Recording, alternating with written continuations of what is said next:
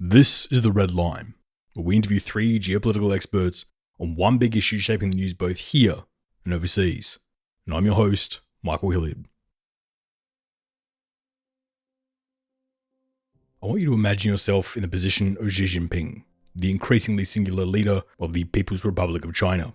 And as Xi Jinping, I want you to imagine yourself walking into the Grand War Room, a room that at its center sits a long wooden table inhabited by China's top military, security, and defense officials. And as the meeting begins, they once again bring up the issue of Taiwan with you, exasperating to you once again that this renegade province should be brought back under the leadership of Beijing, going on to solicit you directly by explaining that whilst those other leaders failed to bring Taiwan back under Beijing's rule, you will succeed. Because you aren't like those previous Chinese leaders, and the Chinese army isn't like that previous Chinese army. He goes on that the days of the Chinese soldier holding nothing but a rifle and khaki clothes are long gone, and that the People's Liberation Navy has modernized over 70% of its fleet. It has hundreds of Gen 5 fighters, and that your missile forces are the envy of the world, and that China put more boats into the water in the last decade than Germany, France, India, Italy, South Korea, and Taiwan combined. And that standing in defiance of you, Taiwan is still using submarines it designed during the Second World War. Yes, previous leaders had tried and failed, but that was decades ago. You take all of this on board, but you're also too clever to be manipulated by this general's flattery. You know that in almost every single scenario and war game, when Beijing attempts an invasion of Taiwan, they suffer a massive defeat. And that's how it's been for years. But this meeting's different though. This time, your economists have also come in, and he then takes to the podium to lay out his series of concerns. He points out the problems in the Chinese housing market. He points to the worsening demographic crisis unfolding in the country. He points to the soon-to-occur tipping point where China's wages rise to a level where countries decide to go elsewhere for their business. And then, unlike previous events, he turns to the military. See, China has thrown buckets of money at their military over the last few years, and this spending is what enabled Beijing to build this massive fleet of ships. And to all of those looking on, the growth rate on the graph has been absolutely phenomenal. But new ships don't require a lot of repairs. Decade-old ones, though, often do. Now, very soon you'll have to start diverting more and more of your budget away from expanding your grand fleet. Instead, spend it all maintaining the fleet you have. The graph begins to plateau. All of these problems with demographics and economics and military strength really start to pick up around the 2026-2027 mark. And at that point, most of the projections show your military either beginning to plateau or even taking a step back depending on how bad the economy gets. Or whilst your adversary in Taiwan continues to steadily grow and receive tech from the Americans. The gap between you and Taiwan is still there, but with every year that goes by past 2027, that gap between you shrinks. As this reality dawns on you, your generals begin to explain that, sir, we either have to do this now or never. Without massive change, the PRC will never be in this good a position ever again. That either we launch an invasion in 2026, or we accept a permanent position on the second place podium. Now, all of this does sound motivating, but a logical man would still look at the battle reports and studies and conclude that a permanent second place is still far better than everything blowing up in your face. But then again, that's if you're reading those reports. The conclusion you come to if you actually have people giving you good intel. Russia's 2022 invasion of Ukraine shocked many analysts, and I'm sure many analysts inside the Russian defense sphere tried to give Putin lots of intel that Ukraine wouldn't lay down their arms like they did in 2014, or that the military was in far poorer condition than what it seemed on paper. But Putin had been isolated since 2020, only receiving intel from the men that got into his inner circles by telling the boss what he wanted to hear, not what he needed to hear. And now, as we hear the echo, with Xi increasingly centralizing and isolating himself from wider expertise, are we at risk of watching a Ukraine 2.0 unfolding here on the beaches of Taiwan? That if Xi gets the now or never speech, but also gets a report projecting that Taiwan would keel over at the first sign of trouble, would he also authorize his own death nail? That is one of the major concerns of the entire East Asian region at the moment. The war, whether logical or not, is sleepwalking into reality. And so everyone is beginning to prepare for the worst. Japan, South Korea, Taiwan, and the US have all seen the alarm bells and have begun massive rearmament, restructure, and reevaluations of their military capabilities. But what have they found? Do they think we're heading for war in 2026? Will Xi be listening to the men closest to him, or his more adept field commanders? Would any war be fought just over Taiwan, or would it also include the Korean Peninsula, or the Spratly Islands, or even the north of Vietnam? And will the Western nations be able to wave a large enough red flag to avoid Xi flipping over the geopolitical table? Well, those are the questions we're going to be tackling here today. And to begin with, and take us through the massive restructuring and refitting currently being undertaken by the Chinese military, we turn to our first guest. Part 1. Creeping toward conflict. I think it's far from predetermined what the long-term outcome will be. In general, I'm skeptical that the US and Chinese are headed to war anytime soon, but over the long term, I think it remains an open question. Tim Heath is a senior international defense researcher at the RAND Corporation, but prior to joining RAND, he served as the senior analyst of the US Pacific Command China Strategic Focus Group. He has over 20 years' experience researching and analyzing military and political topics related to China, whilst also appearing in numerous publications and finishing up an extensive series of studies looking at the impacts of long-term systemic war between the United States and China. And we're thrilled to have him on the program today. I think there's quite a bit of confusion about a potential Chinese attack on Taiwan. There's several reasons why this belief has taken hold in the public. First, there's the shock of the Russian invasion of Ukraine. I think that attack really surprised many analysts and observers who believed warfare between conventional militaries really was obsolete. When the Russians invaded Ukraine, that spurred many people to re-examine their assumptions, and many observers about China and Taiwan began to reconsider their belief that China would avoid attacking Taiwan as well. So that was one factor. Second, I think there's been some unfortunate media misreporting about a piece of intelligence that was announced by the US government. David Cohen, CIA director, stated that there's intelligence that President Xi Jinping told the PLA that he wanted to have options, have the PLA be ready to execute some sort of mission around Taiwan by 2027. But the US government official and military officials have consistently stated there is no intelligence to say that the Chinese government has decided to actually attack Taiwan. And it's an important nuance. What these government officials are saying is that there appears to be some military modernization goals that Xi Jinping and senior leaders have set for the PLA, but there is no political decision that we know of to actually attack Taiwan. Regardless of whether there is a war, it is still pertinent to look at what both sides would be able to put into the field in an event of conflict. And for China, their military has undergone some extensive modernization over the last few years, with over 70% of the Chinese Air Force now being modernized, and China launching more ships since 2014 than Germany, France, India, Italy, Taiwan, and South Korea combined. They've also doubled their amphibious fleet and blowing right past Russia and Europe to be the second country to bring a Jet 5 fighter to operational status, with almost all of this coming about in just the last decade. So how did China achieve this in such a short space of time? Well, it certainly helps when you're the second largest economy in the world. So decades of rapid economic growth have generated a lot of resources, which the government has put into the military, and not just in the military. An important factor has been that the Chinese have been willing to invest in an industrial base, a science and technology research and development base.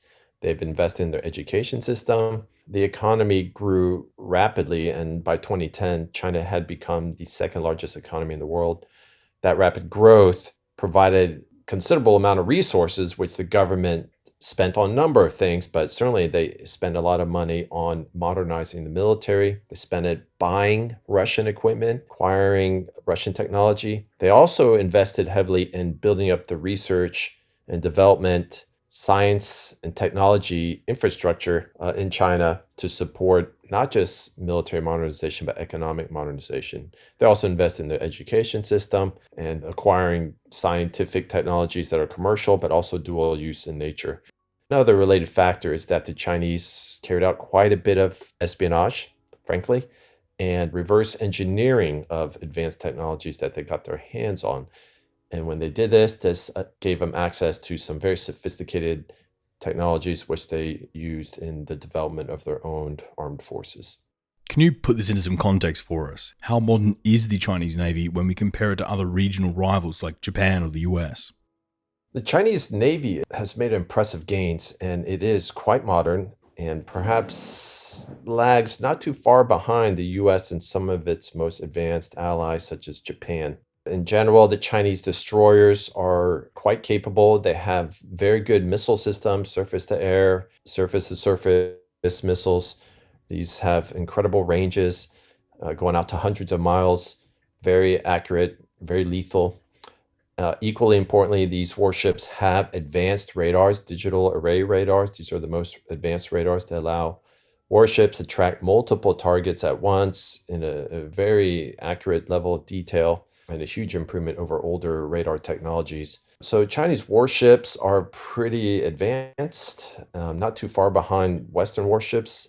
Some of their other platforms are a little older. Aircraft carriers, for example, the Chinese aircraft carriers still rely on what is known as a ski slope configuration. This is a Soviet design that allows aircraft to get off of the ship much easier, but it limits the weight of the aircraft. And so these carriers generally are less capable than US carriers, which rely on catapult systems and therefore can field larger numbers of aircraft. And the aircraft that do launch from a US carrier are capable of carrying much heavier payloads. Similarly, Chinese submarines have made impressive gains, and some of their diesel subs are quite stealthy. They're very quiet, using certain technologies that allow them to minimize the amount of time that they have to surface to release exhaust from their diesel engines. But their nuclear submarines are still relatively noisy and much easier to detect than US submarines. So in general, I would say that the Chinese Navy has made impressive gains, and their destroyer force has perhaps come the closest to catching up to the US, but the Chinese carrier force and the submarine force continues to lag by a considerable margin. And the Chinese Navy being behind the US makes sense, particularly when you compare the Chinese and US military budgets. But just comparing the Chinese number and the US number doesn't really give you a complete picture of what these countries are actually spending on their militaries.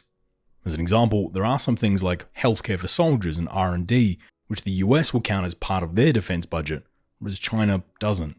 There are even entire branches, like the US Coast Guard, which Washington considers to come under the defense budget, but China, in contrast, has their 500,000 strong armed police force, which is also heavily armed and can be deployed, but doesn't come under the Chinese defense budget. So when trying to compare the US and Chinese military spending, do you think there's a lot of nuance in this that people tend to miss? There's several issues with comparing those military budgets. First off, there are issues of purchasing power parity. That's the idea that a dollar spent in China could buy a lot more than a dollar spent in the US or equivalent currency. And it's true. In some categories of spending, Chinese spending goes much further than US spending. For example, wages in China. What you pay a soldier in China may seem extremely low in the US, but given the low cost of food and clothing and some other essentials, that salary actually can go quite a bit further in China than it may appear. However, there are limitations to the use of purchasing power parity when trying to adjust what China spends in comparison to the US. The reality is the cost of their ships, missiles, aircraft, a lot of that can really be evaluated in market terms because those sophisticated pieces of equipment rely to a great degree on raw materials and components and parts that are purchased on the world market. And therefore, they have comparable prices, or they can be compared to US counterparts. The other thing to bear in mind when examining Chinese defense budgets announced by the government is that the Chinese omit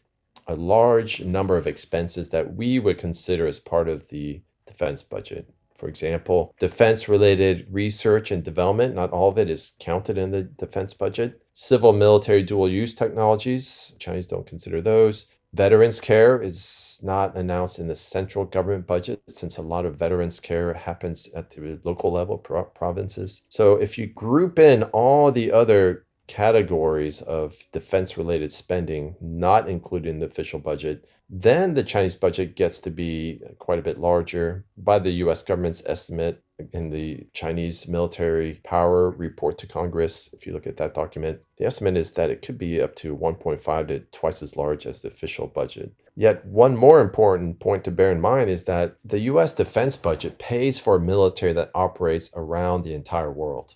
It's truly a global military with forces stationed in Asia, Europe, Middle East, and we have a presence in virtually every corner of the world.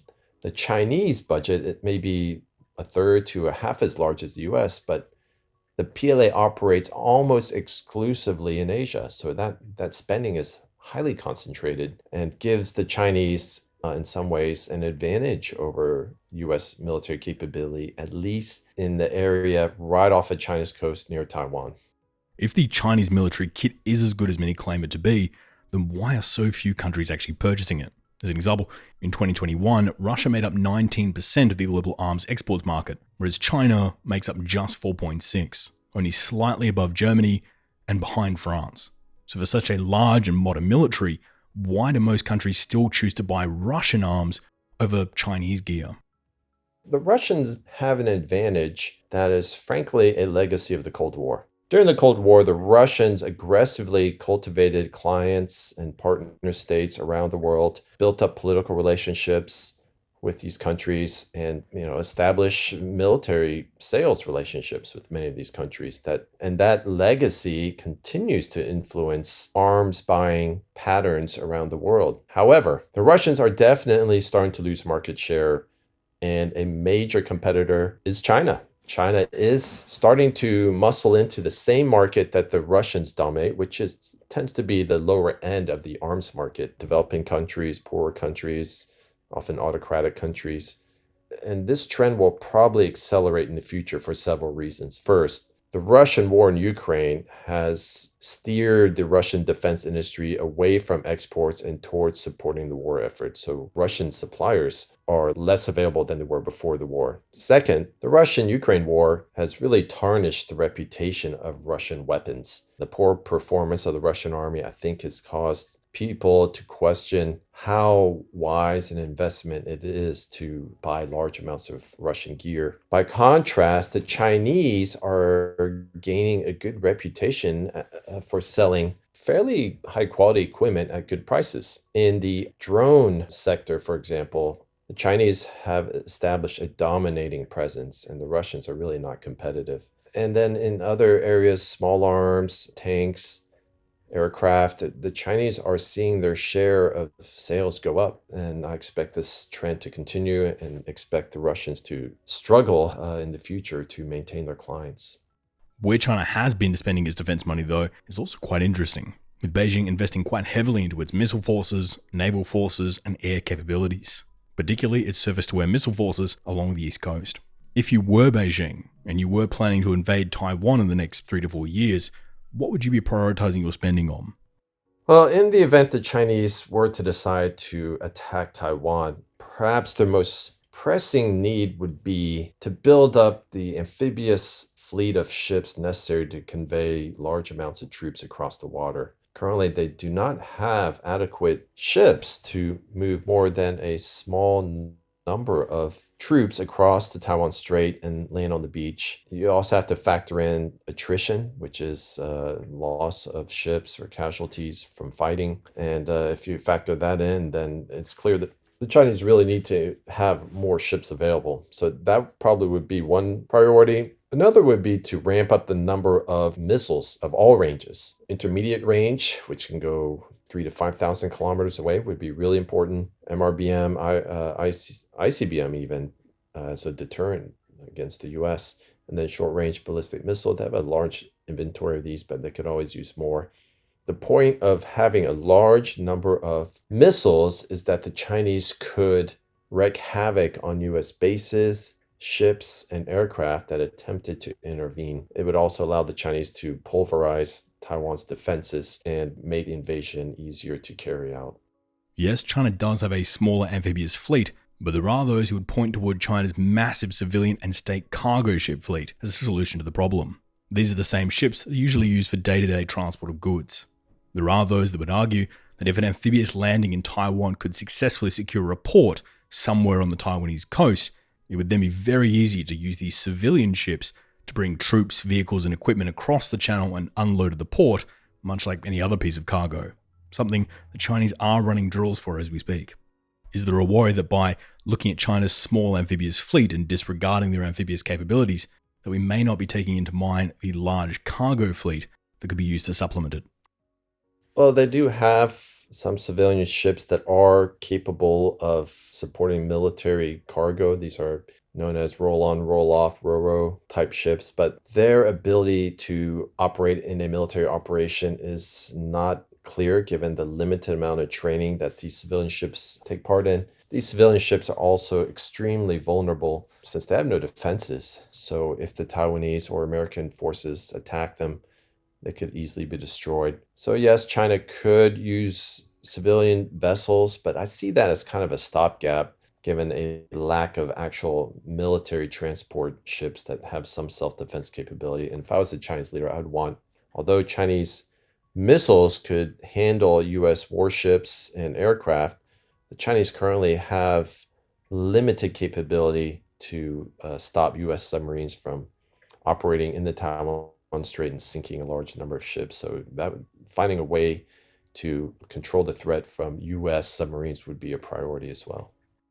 Well, what about China's hypersonic missile program? These missiles are designed to travel so fast as to avoid detection or interception, and although China's numbers of them are quite low, they are touted by China to be carrier killers and held up by China as a $50 million weapon that can do up to $40 billion of damage if it sinks an aircraft carrier with a deck full of planes.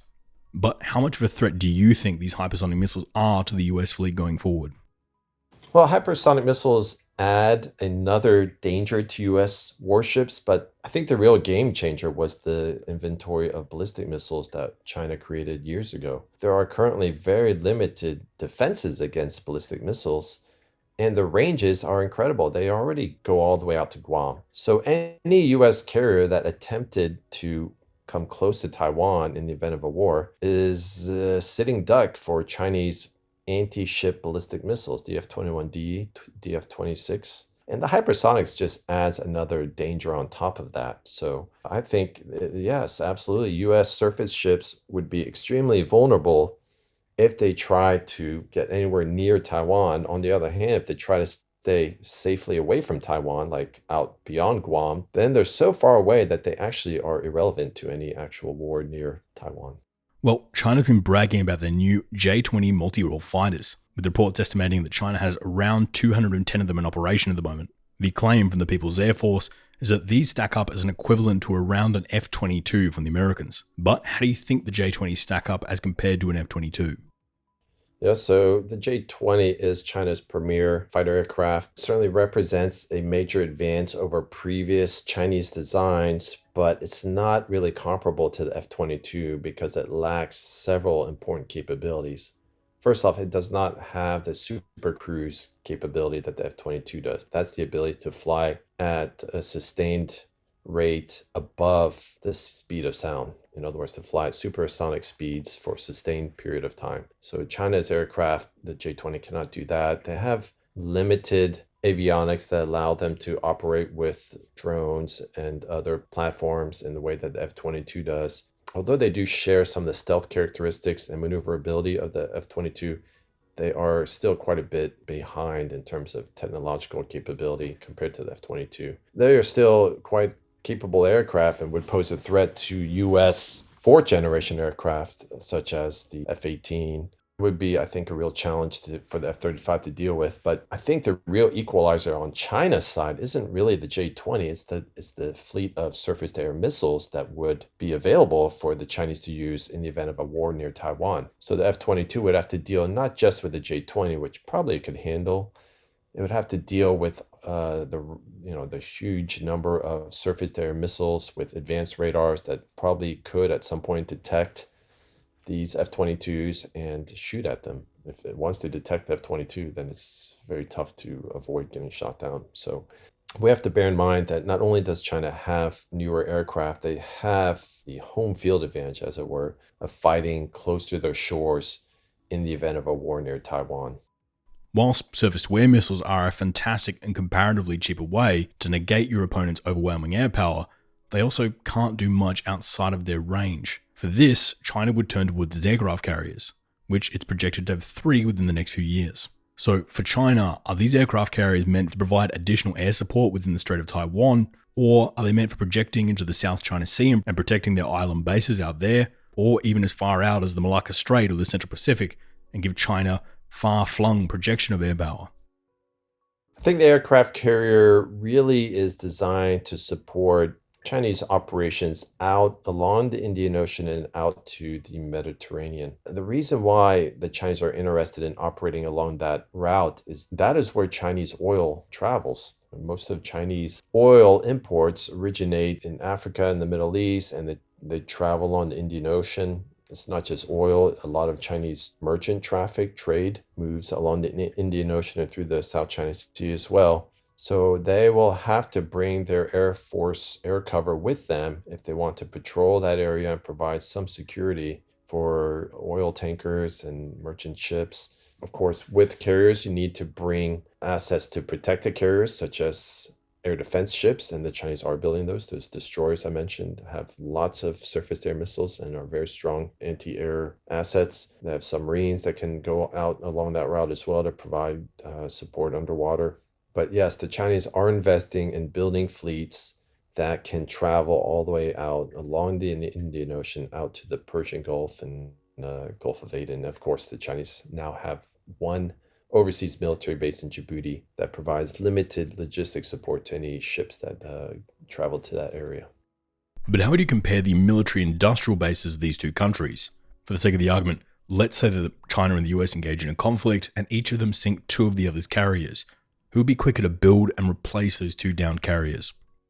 Interesting question, because on the one hand, the U.S. defense industrial base has shrunk, and it's relatively modest compared to the heyday of the Cold War when the U.S. had a much larger defense industrial base. We only have 1 or 2 shipyards, for example, that make military warships. The Chinese have a larger capacity because they're in the middle of a major buildup. They have more shipyards and plenty of factories to build aircraft and equipment. So just on that alone, if we look at peacetime status, the Chinese do have a larger capacity to build military equipment. However, in war, no doubt the U.S. would be ramping up its capacity, so that situation would change quite a bit. On net, the picture probably would be complicated by the fact that U.S. would ramp up its defense spending and try to build up its industrial base, although that would take time. And the Chinese advantage would be attrited to some extent from the effects of war. China is able to spend its money at the moment putting lots of new ships into the water, but by around the 2025-2026 mark, China's military budget will have to undergo major changes. You see, when ships are brand new, they don't require a whole lot of maintenance, as everything on the ship's pretty new. But at that around 2026 point, many of those ships will come up for their first rounds of overhauls and major refits.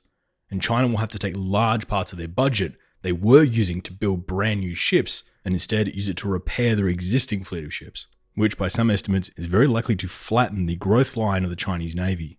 Do you think this cost shift from building to repairing ships will likely have a large impact on the growth of the Chinese Navy? Certainly, maintaining this advanced equipment will start to consume a larger share of their budgets.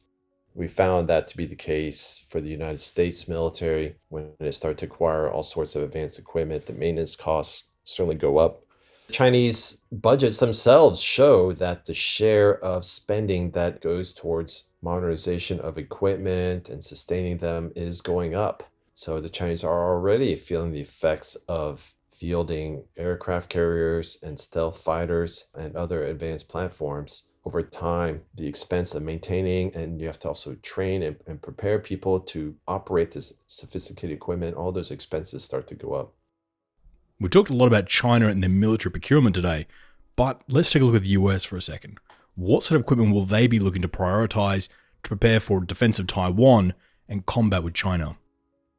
So the real vulnerability in a Chinese plan to conquer Taiwan is the surface ships. It's the same vulnerability as the U.S. Surface ships are incredibly vulnerable on the modern battlefield because of the accuracy and range of anti-ship missiles and the incredible detail that overhead imagery and other sensors can provide militaries for targeting purposes. So, as Chinese ships full of troops try to leave their ports and invade Taiwan, when they're on the water, they are extremely vulnerable to either torpedoes from US submarines. And as I mentioned, US submarines are really stealthy and difficult to detect. So, it's very likely that US submarines could wreak havoc on a Chinese amphibious force. But they're also vulnerable to long-range missile shots from, could be bombers operating well outside the range of Chinese surface-to-air missiles. If I was the U.S. Defense Secretary and I wanted to ensure our military forces were capable of defeating a Chinese invasion, I would authorize the sale of surface-to-air missiles to Taiwan, a lot of them, to shoot down as many Chinese aircraft as possible. And I would encourage the Taiwanese to build out their fleet of anti-ship missiles so they could sink as many amphibious ships as possible. And then for the US military, I would invest in submarines, anti-ship torpedoes, and extremely long-range anti-ship missiles that could be launched from aircraft. And then you could send these aircraft up, fire some missiles, and then fly away before the Chinese could get aircraft in the air to try to attack them. Doing that could put enormous pressure on the Chinese amphibious force and potentially break their ability to invade and conquer Taiwan. So, by the looks of it, we're now looking at a mostly modernized China. A China with hundreds of 5th-gen fighters, a growing amphibious fleet, and putting more ships into the water than most of the developed world combined. But as much as this modernization has dominated news headlines for years now, it would be foolish to assume that it was just China modernizing this period, with many countries across East Asia also undergoing massive shifts within their militaries. An example, South Korea in this period has become one of the largest arms exporters in the world, and Japan has thrown away any semblance of a self-defense force, creating an aggressive and capable armed force that they hope would eventually be able to go toe-to-toe with China. Even Taiwan has spent this period improving its defenses and acquiring arms, worrying Beijing that with each and every passing day, Taiwan becomes stronger and more difficult to coerce with force if necessary. And that's not even talking about the US, with its ginormous armed forces, and, thanks to chip sanctions, a likely widening technological gap. Obviously, most intelligence analysts in the West are watching China and seeing them rearm themselves, but at the same time, China's watching East Asia rearm themselves. But what is China seeing? What arms are the East Asian countries starting to buy, and how are they preparing for a war that some seem to think is inevitable? Well, to answer that, we turn to our second guest.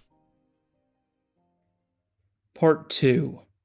Styling the Sledgehammer. I do not believe it's inevitable that war is on tap, but one thing that has altered some of the considerations in East Asia, whether it's the government of Japan or the government of Taiwan, is obviously China's military buildup over the past 2 to 3 decades, their advancements in military production, China's aggressive posture and claims all across the South and East China Sea clearly give pause to some of these countries. But more importantly, the tipping point really was the Russian invasion of Ukraine. And while that clearly doesn't impact countries in the Eastern Asian perimeter, it does send a reminder, first and foremost, that peer-on-peer industrial scale warfare has not gone by the wayside. Daniel Darling is the International Military Markets Group analyst for Forecast International, a specialty economics, defense, military, and aerospace analysis firm. Dan specializes in the insight and analysis of the military markets in Asia, Australia, and the Pacific Rim nations. Dan's work has been cited in Aerospace and Defense News, Aerotech News and Review, and by the NATO Parliamentary Assembly. He's also written a number of fantastic pieces on the remilitarization of the militaries of East Asia and the future implications for the region going forward. And we're thrilled to have him on the program today. With Japan, almost all of this is driven by China, with one exception, North Korea's nuclear and ballistic missile program and the unpredictable nature of the North Korean regime. But in general, Japan went through about a decade-long period where they continued to decline in defense investment year on year. And that was basically from 2003 to 2012.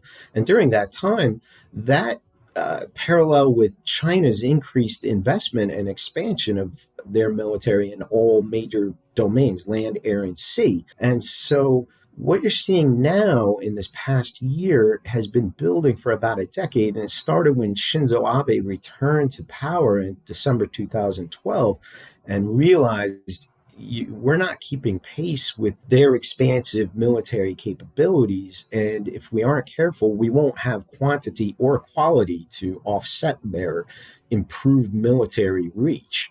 So a lot of this investment, first of all, they're doubling defense spending within a 5-year period, which is a tremendous amount of investment. We're talking about bringing the defense budget up to about somewhere in the level of $85 billion by 2027. This will bring an end to the informal cap of 1% of defense spending of GDP.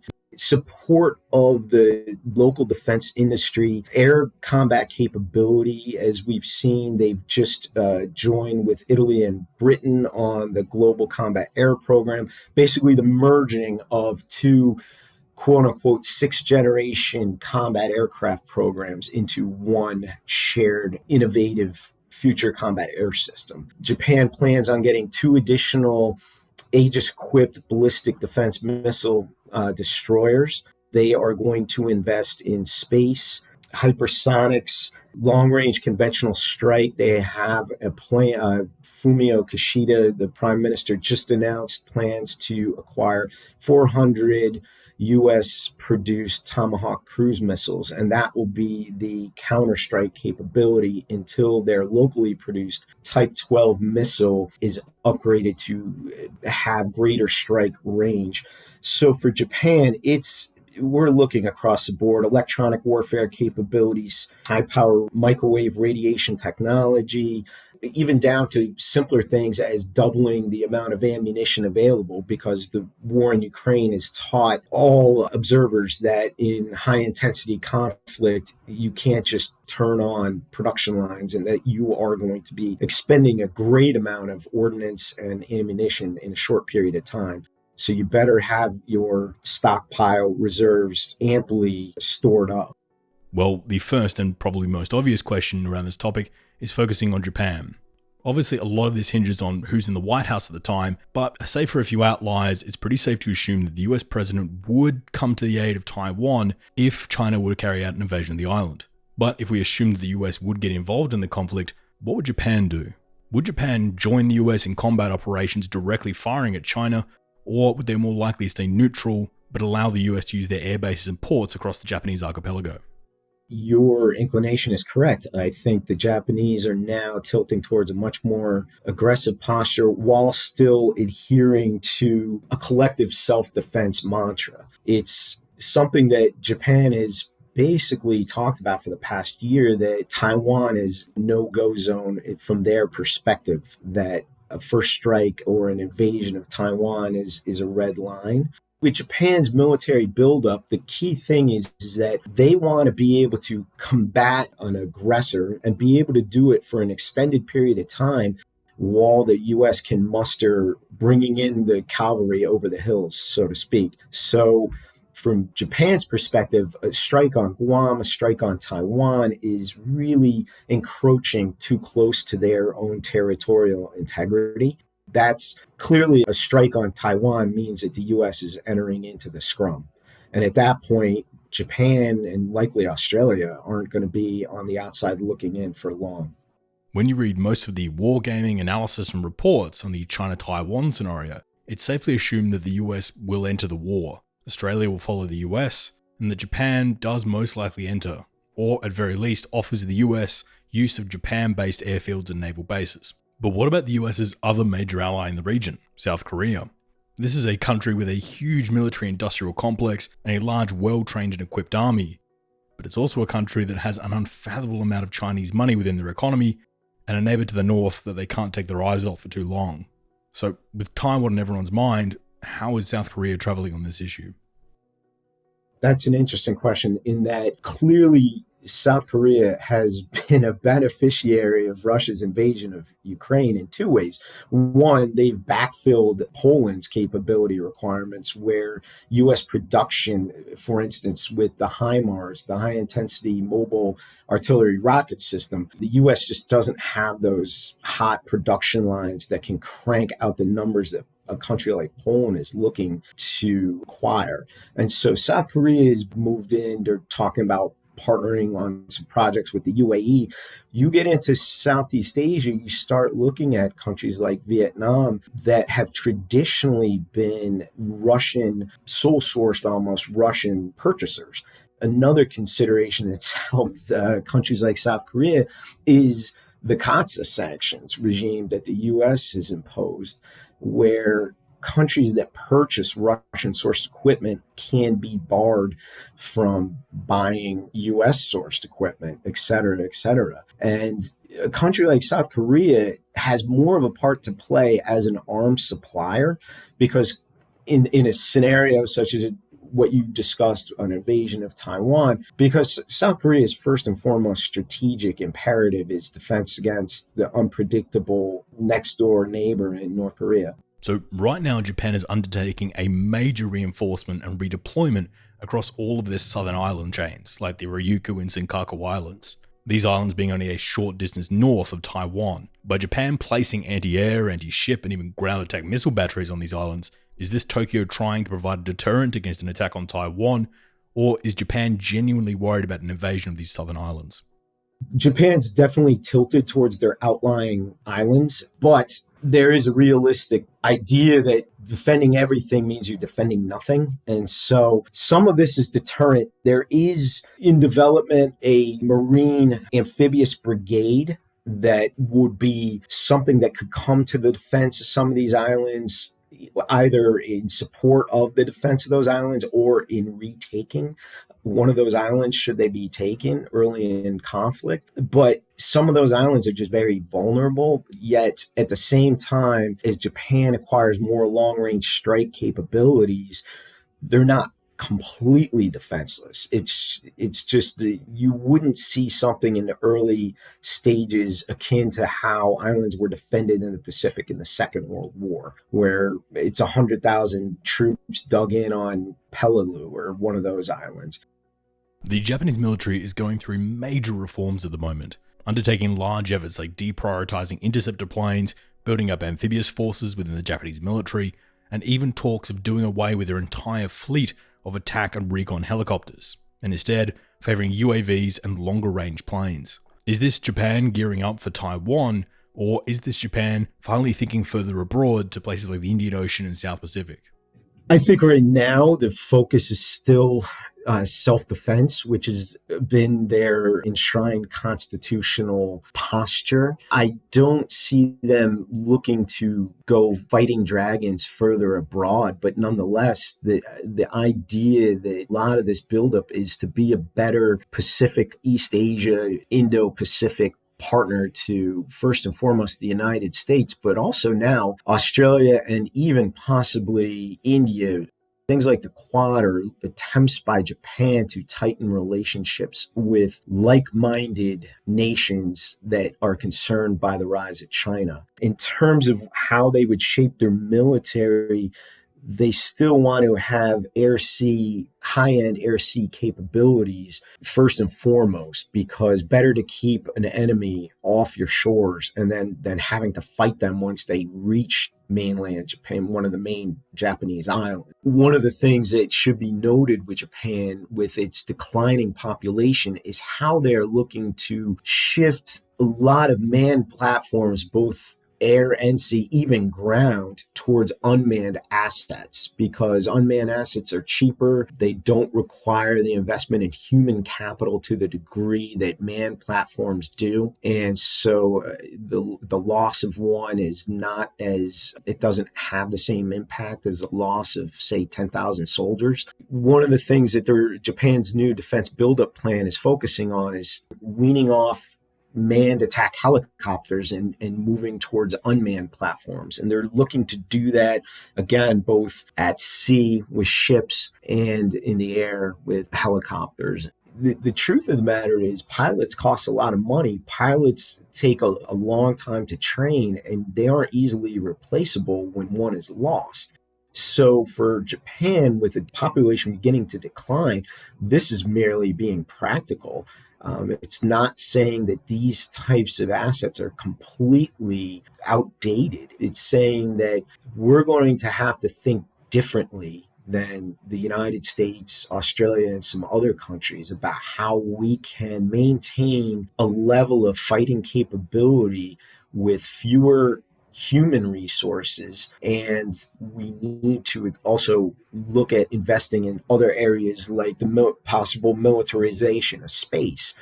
In a country with a national debt that's over 225% of GDP, and that around 25% of annual budgeting goes to paying off that debt or servicing that debt, you have to start thinking a little bit differently. And what you need is direct firefight with a strong foe like China.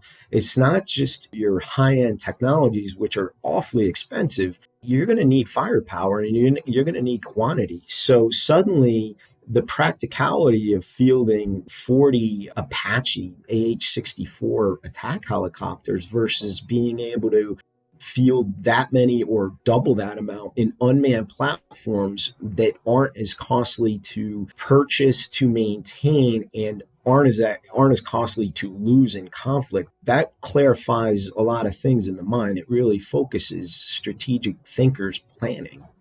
For South Korea, we're seeing them enter the defense export market in a big way, selling tanks and self-propelled guns to everyone from Poland to Egypt to India. And because these South Koreans are selling more of their own equipment, it lowers the cost per unit quite dramatically, whilst at the same time bringing in loads of foreign capital into the country. So why aren't we seeing the same push from Japan? Why isn't Japan out there selling Type 10 tanks to help their military in the long run? To be quite frank, it's because they're uncomfortable with it. It's new to them. They only recently, I think it was around 2015, they only began loosening restrictions on arms sales. It's new to them. They don't have the support network. And by that, what I mean is they don't have the support at all levels of government, whether it's the Ministry of Defense, Ministry of Economy, trade commissions, etc., marketing of equipment. It's completely just so new to them. And publicly, the public is only coming around even now to the idea of doubling the defense budget. So you saw Japan try to make a submarine sale with Australia. Japan, when Tony Abbott was prime minister and Shinzo Abe was the prime minister of Japan, Japan thought that they were about to get that contract, but they just don't have the experience in offshoring work. So offset requirements, like in Australia's submarine case, how are you going to support Australian industry? Japan doesn't have an answer for that yet. It's very new to them, and they will have to start small and pick up sales, such as one prospective sale to India for the Shinmaya amphibious aircraft, and whether it's small sales of any kind of equipment to Philippines, they're going to have to learn how to just market it and then after sales support it and have the supplies of spare parts. Things that are whole of system marketing, sales, and after sales support that are just really completely novel to them. Why a lot of these discussions are coming to a head now is based on China's economic situation. Many are starting to warn of economic storm clouds forming on the horizon for China. And when put in combination with repair costs starting to eat away at the Chinese military budget, for some in the Chinese military, an invasion of Taiwan may seem like a it's now or never situation coming up. So with Washington, Taipei, Tokyo, and Beijing all eyeing up October 2026, Do you think Japan will be ready for the worst if it happens? I think it's a mixed bag. I think there's some low hanging fruit, such as Tomahawk acquisitions, that they could bring on board by around 2026. But yes, some of these developments, the horizon is much longer than the timeline estimated for when China would really hit the tipping point on the possibility of a successful attack on Taiwan. I would agree that much of this, whether it's the new Japanese FX, which is the Global Air Combat 6th generation fighter, whether it's new and improved hypersonic missiles or defensive hypersonic missiles, by 2027, will the Japanese military be in a much stronger position than it is now? Most likely. But will it be the optimal fighting force to hold off any attack by China or in support of Taiwan while waiting for greater numbers of U.S. Navy and Marine Corps and Air Force, et cetera, support coming over the horizon? I think that date is probably further to 2030 and beyond.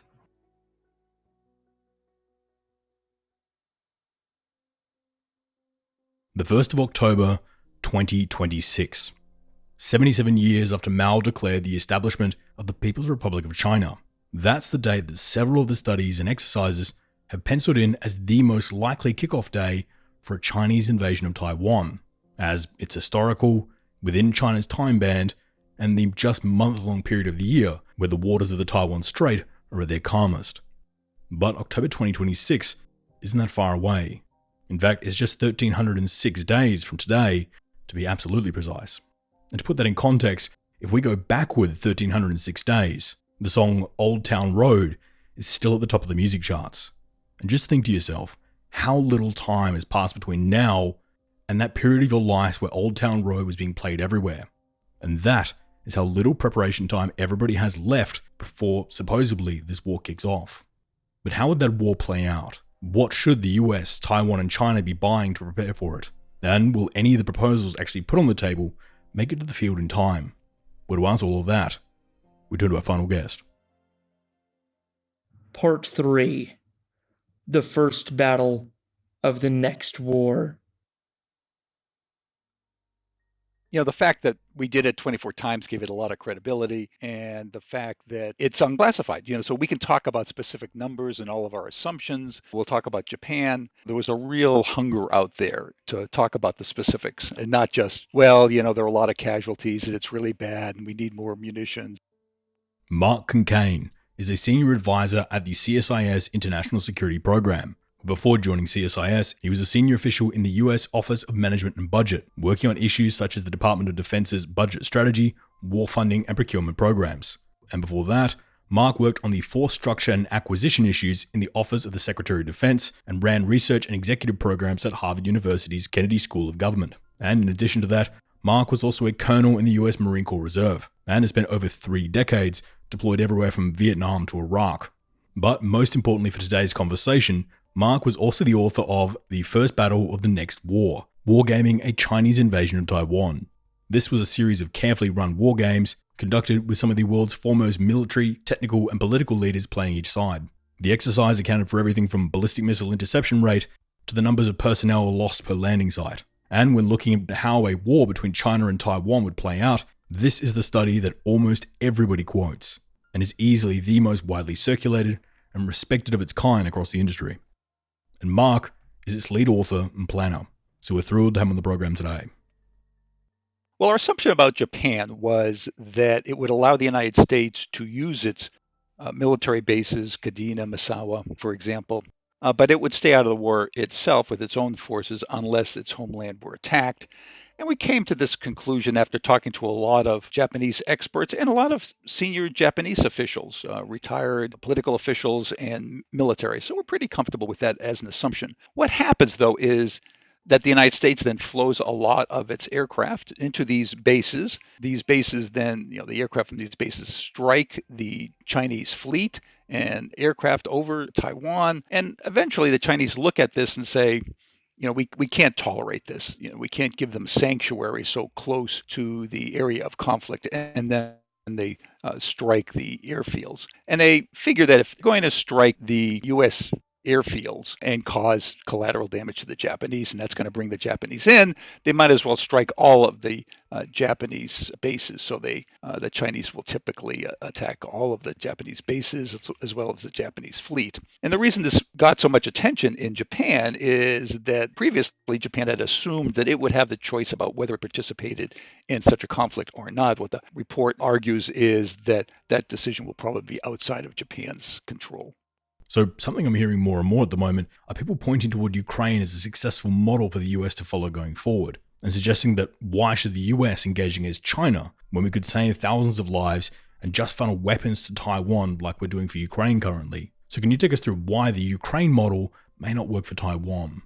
Well, it's very different because we cannot execute the Ukraine strategy for Taiwan. Of course, with Ukraine, when the war began, we started sending large amounts of weapons and munitions to Ukraine. Russians tried to interdict that, but they were unable to do so. Problem with Taiwan is that the Chinese defensive bubble is so powerful. Their air and maritime capabilities so overwhelming that nothing can get through to the island once the conflict begins. In our games, which we ran 24 times, several of the U.S. players tried to send convoys to the island or fly in supplies. It always failed. The convoys were sunk. The aircraft were shot down. What that means is that Taiwan has to start the war with everything it needs for at least the first month or two. So the study suggests that most of the time, China makes the decision to try and knock out as many of the Allied planes as possible in the first strike, hoping to destroy them whilst they're on the ground before they can get in the air and become very dangerous. The idea behind it being to knock out as many planes as possible and give themselves some breathing room to try and capture and capitulate Taiwan as quick as possible before the US can arrive in strength. This opening volley would prescribe missile strikes against Guam, the southern Japanese islands, all over Taiwan, and military airports, ports, and supply dumps across Japan. This devastating opening salvo, though, would surely be classed as an attack on the US, and therefore does open the door for NATO to be called in. But from what I'm reading here, it suggests that the US won't actually call on NATO. So why is this? Why doesn't the US trigger Article 5? Well, the first thing is this does not trigger Article 5. The NATO treaty was specifically written so that overseas possessions did not trigger Article 5. The United States have been particularly worried about the British and French colonial empires, didn't want to be dragged into a war over these. So striking Guam would not trigger Article 5. We did look at NATO, though, and figured that two things. I mean, first, the UK and France might be willing to participate. They've sent forces into the Pacific, and they have the capability to do that. But any forces that they would send would not arrive within the time frame of the game. And the game ran for 3 or 4 weeks. It would take at least that long for any British task force to get to the Pacific, and probably a good deal longer. So both because we were uncertain whether NATO would participate, and because of the long timeline. In any case, NATO forces didn't figure into the war game. The study suggests that China will gain air and naval superiority over Taiwan from pretty much day one, and that it will take a few weeks for the US to fight their way back there and reopen air and sea corridors from the US to Taiwan. So why such a long delay for the US? Yeah, after a month, the United States has beat back Chinese fleet in its air, and particularly the Chinese have started to run out of their missiles, which dominate the early parts of the game. So at that point, U.S. surface forces can start getting a little closer to the island and chance to get supplies through, but not for at least a month. Invading Taiwan is no easy feat though, and due to geography, the country's kind of a natural fortress. The island has a sharp mountain spine across the east coast, with many beaches having a nearly 90-degree climb to get off the beach, making it largely unsuitable for naval landings. And most of the west coast is either dense urban cities or long beachfronts with squishy sand that tanks and military vehicles would immediately sink into if they were to land, making them both useless and very large targets. What this means is we're left with only around 7 to 10 beaches in all of Taiwan that would be suitable for a naval invasion, meaning Taiwan can concentrate their forces to defend these beaches. Taipei has for years touted that strategy, but as China's technology grows and their forces get better, more and more people are suggesting that Taiwan begin to shift its focus towards asynchronous fighting throughout the urban areas, jungles and hills of Taiwan, where China's advantage in tanks and bombers won't have nearly the impact as when they're fighting tightly packed beach defense heads. Having gone through this in the exercises and played both options, what would you suggest? There's no question that the Taiwanese should resist from the very beginning. So that means defending the beaches, it means defending the airfields and the ports. The thing is that it will not be able to defeat the invasion offshore. It's not going to be able to prevent the Chinese from getting ashore. For a long time, that had been the Taiwanese goal, and it was not unreasonable for a long period of time when the Chinese air and maritime capabilities were weak. Now, there's no way they can prevent the Chinese from at least establishing a beachhead, but they need to contain that beachhead so that US, Taiwanese, and often Japanese forces can attack the Chinese fleet, and then the Taiwanese can flow forces down and eventually defeat the beachheads. So if the US were going to begin to supply Taiwan with weapons beforehand, in the hopes of giving Taiwan enough strength to be able to hold off China until the US can arrive, should Washington be prioritizing things like Abrams tanks that could go head-to-head with the Chinese ones? Or should they be prioritizing things like anti-tank rifles, man-pads, AT missiles, and guided rockets that would probably be more useful outside of those beachhead defenses? What we've recommended is what's called the porcupine strategy, and many people have looked at this problem, have made the same recommendation, so we are consistent with those views. What we tell the Taiwanese is that the structure that they have established, which is a balanced air, naval, ground force that looks a lot like the United States, was appropriate for 50 years after the Civil War because the Chinese air and naval capabilities were so weak. The Taiwanese could then compete with the Chinese. The problem is, for the last 20 years, that has not been the case. The Chinese have built a very formidable military. The Taiwanese can no longer compete. And as a result, in the first couple of days of the war, the Taiwanese surface fleet is destroyed. Most of their aircraft are also destroyed, despite the fact they've gone to great lengths to harden shelters and even to dig facilities into mountains. So given the new situation, the Taiwanese need to move towards more survivable systems that would include truck-based anti-ship missiles, portable anti-aircraft systems, sea mines, for example, and strengthening the ground forces, which traditionally have been sort of third priority. And if Washington knows that Taiwan will have to enter this war for a few weeks without any US support, why isn't Washington flooding Taiwan with these truck-based anti-ship missiles or man-pads and putting them in a bunker in preparation, rather than waiting till the war actually kicks off and risking Taiwan capitulating before these supplies can arrive? We may be on the verge of doing that. Up until very recently, all of the Taiwanese weapons came through foreign military sales. In other words, the Taiwanese would buy weapons, and even that was quite controversial. Of course, the Chinese objected to every sale, but there were many sales over the years. The delivery has been very slow, and I'm told that there's fault on both sides, the US side and the Taiwanese side, so that there are a lot of weapons that are still theoretically in the pipeline. The reason I say that's about to change is that Congress has awakened to this problem and has done a couple of things. First, it's authorized the president to use drawdown authority to send weapons to Taiwan. This is the same authority that the president has used to send weapons to Ukraine. That is, the president could take existing U.S. weapons and give them to Taiwan, and that would be available very quickly. Congress has also considered grants. They finally rejected that in the last Authorization Act. They did allow some loans for the Taiwanese. I wouldn't be surprised if at some point they did provide some grants. And there's also been talk about prepositioning equipment on Taiwan. Stationing forces would be extremely controversial, but maybe prepositioning equipment might be sustainable. And if there were a conflict, the United States could just hand the keys to the warehouses to the Taiwanese and say, go at it. So for that reason, I say it has not been an issue in the past, but the floodgates, if you will, may be opening. And the reason coming out of our game is that it's much better to arm the Taiwanese than to try to build U.S. forces in the Pacific and then push them onto Taiwan. I think it needs to be asked, as I see it in way too many discussions around Taiwan. The thought being that, well, the US has more planes and that the F-35 is miles ahead of the Chinese J-20. And with that logic, the US should be able to regain air supremacy over Taiwan very quickly. How would you respond to that claim? Well, there's no question the F-35, F-22s are superb aircraft. The problem in the game is that 90% of U.S. losses are on the ground. And the reason that happens is that our TAC air, F-35s and all the other aircraft, are very short-legged. So they have to be quite close to Taiwan in order to participate in the conflict. That means they're based in places like Kadena, which is Okinawa, which is quite close, or southern Japan.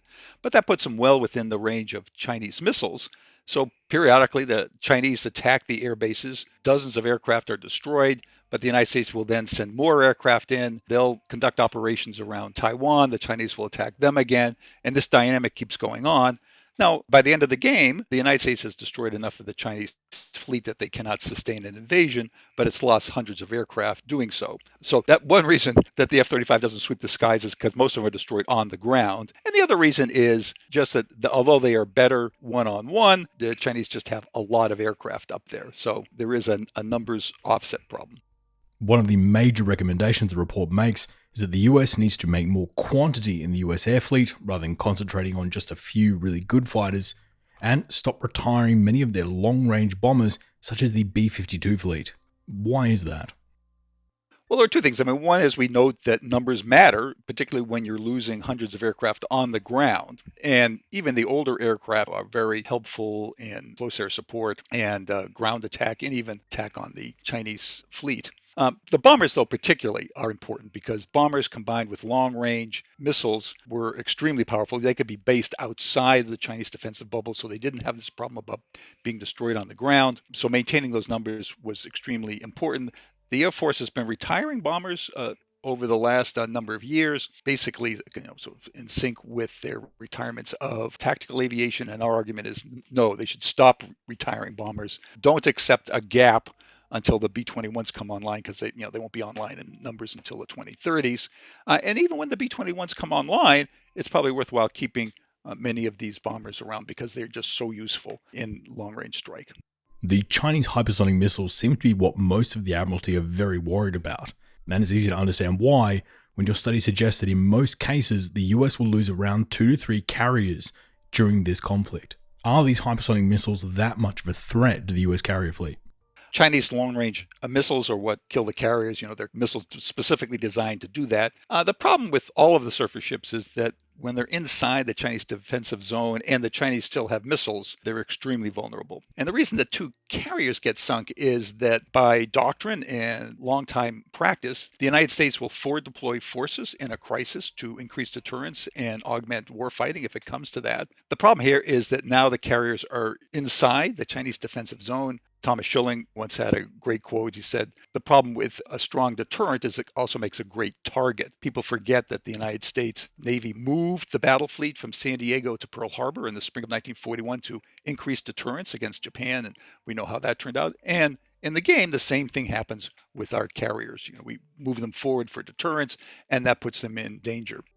Whilst the report calls for immediate response from the US and Japan against China, it also steps back and warns against any strikes against the Chinese mainland, not even targeting SAM sites on the Chinese east coast.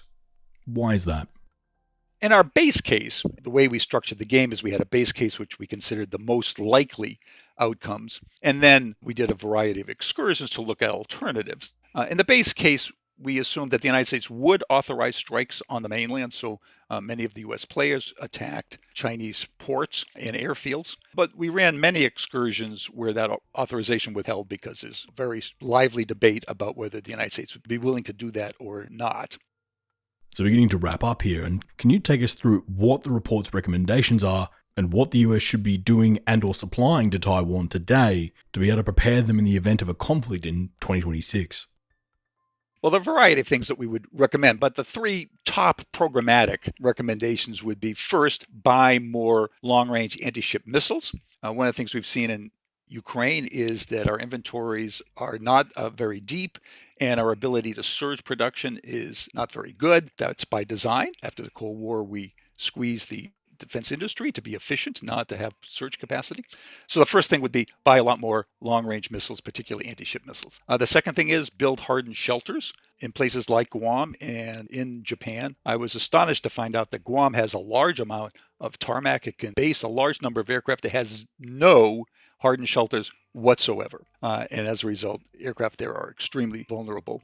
And the third thing would be helping the Taiwanese acquire weapons before the war, so that the United States doesn't have to try to push forces onto Taiwan.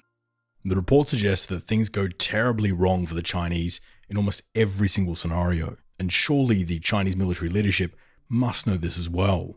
So why would Beijing ever actually go ahead with this, knowing that the chance of success in Taiwan is so disastrously low? Well, we certainly hope the Chinese read this report and come to the conclusion that this is not worth doing and therefore do not launch an invasion. The problem is that countries will do things that we think are unwise. Sometimes they have a different calculation about the military balance. Sometimes they think the military balance is moving against them. Sometimes they think that for domestic reasons, they need to make a military move, even though they know it's extremely risky. We've seen in Ukraine that Putin launched his invasion, even though most people believed it would be unwise and it would be counterproductive, which in turn, in fact, it has been, but he did it anyway.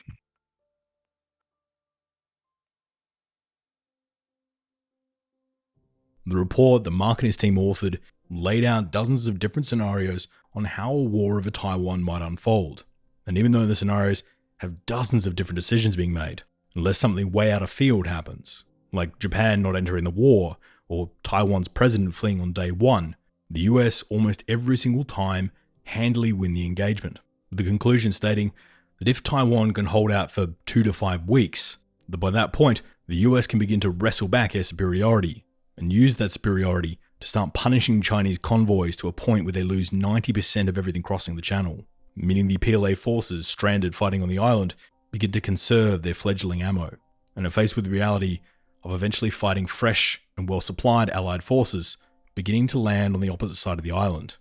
By just 3 weeks into the conflict, China pretty much has to have Taiwan at or near capitulation, or the tide just begins to turn too much. And at that point, for the PLA soldiers fighting on Taiwan, defeat stops becoming an if and becomes a when. Most games played out with around 9,000 to 12,000 casualties for the US, 270 US and 112 Japanese planes lost, with around 17 US and 26 Japanese ships lost, which may not sound like a huge amount considering the size of the forces being used in this fight, but when you begin to compare that ultra-high price tag to other US engagements in places like Iraq, Afghanistan, or Vietnam, the price is pretty steep. For the Chinese, though, their price is far higher, with most scenarios ending with China losing around 15,000 men at sea and another 30,000 men on land, either taken during battle or being taken prisoner at the inevitable end of the conflict. China will also go on to lose 155 planes and 138 military ships, as well as an unknown number of cargo ships.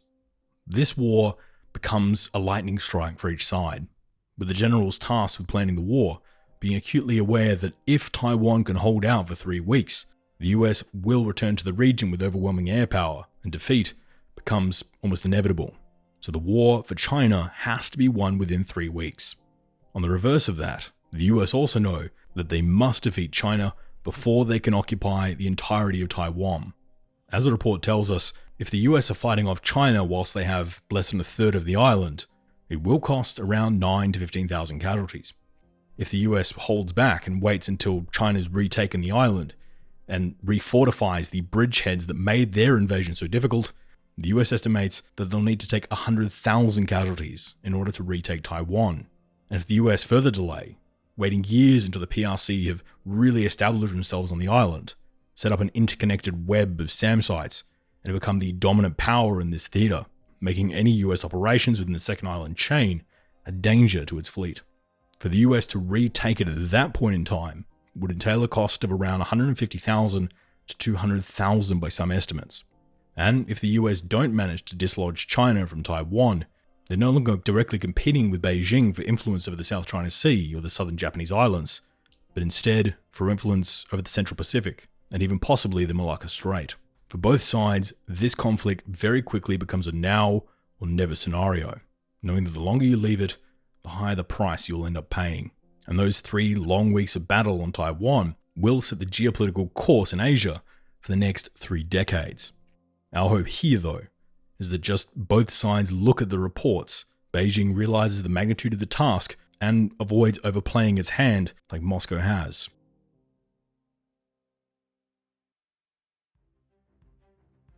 Thank you so much for checking out the show this week. This piece was a bit of a follow-on from our piece last week, looking at European rearmament, as Europe is currently in the middle of its own now or never moment.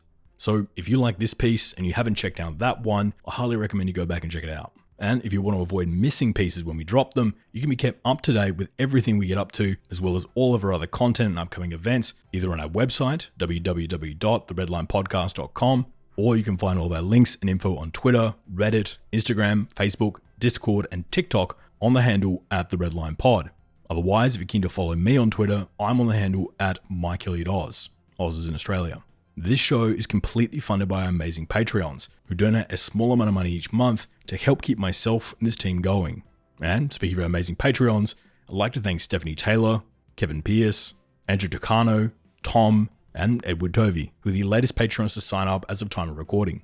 This show is only possible with the support of listeners like these guys, who donate a small amount of money each month to help us keep this show going, and we really can't thank them enough. So if you feel you can spare a couple of dollars, we greatly appreciate it. As usual, here are 3 book recommendations. The first is The Avoidable War by friend of the show, Kevin Rudd, for a look at the potential off-ramps for these giants to avoid catastrophe. And the second is War Without Rules by Brigadier General Robert Spaulding, for a look at how complicated this conflict is likely to be. And the third is The Chinese Invasion Threat, Taiwan's Defense and American Strategy in Asia by Ian Easton, for a look at Taiwan's options. I want to give a big thanks to this week's guests, Tim Heath, Daniel Darling, and Mark Concain, who was this program's 250th guest. What a perfect way to hit 250. I also want to give a big thanks to my staff, Wade McCarr, the producer, Perry Grace, Danielle Zavella, Genevieve Donald-May, Nate Ostiller, Nick McNally, Sean Cottle-Lem, Isaac Gibbs, Ahmad Al-Ahmad, Andrew Garbery, and Robbie Sutton, our research assistants and writers, Jamie Tanu, our media director, Francis Leach, our director of breaking news, Mark Spencer, our second voiceover artist, Derek Henry Flood, our deputy editor, Jonah Gunn, our production assistant, Ross Crabtree, our media advisor, Joe Hawthorne, our audio cleaner, Marissa Rafter, our videographer, and Nick Munch, our field correspondent. Without this team, there is no Red Line, and I'm eternally grateful to have them on this project. The Red Line will be back in another fortnight with another international episode. But until then, thank you for listening, and good night.